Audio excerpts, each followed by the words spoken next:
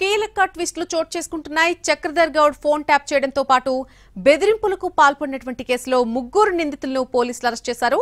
ఈ కేసులో A1 గా మాజీ మంత్రి హరీష్ రావు, A2 గా రాధాకిషన్ రావు ఉన్నారు. ఇదే కేసుకు సంబంధించి హరీష్ రావు PA వంశీకృష్ణ, సంతోష్ కుమార్, పరశురాములు అరెస్ట్ అయ్యారు. ఇప్పటికే చక్రధర్ గౌడ్ కు బెదిరింపు కాల్స్, మెసేజ్లు చేస్తూ డబ్బుల వసూళ్లకు పాల్పడ్డారు ముగ్గురు నిందితులు.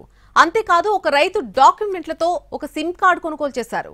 ఫేక్ సిమ్ కార్డును ఉపయోగించి చక్రధర్ గౌడ్ కు బెదిరింపులు, మెసేజ్లు పంపించినట్టుగా నిందితులు తెలుస్తోంది. అంతేకాదు సిద్దిపేట నియోజకవర్గంలో సామాజిక కార్యక్రమాల్లో చక్రధర్ గౌడ్ పాల్గొనకుండా బెదిరింపులకు దిగారు. గతంలో ఆరోగ్యశ్రీలో పనిచేస్తున్నటువంటి సమయంలోనే అవినీతి ఆరోపణలను PA వంశీకృష్ణ ఎదుర్కోవడం జరిగింది.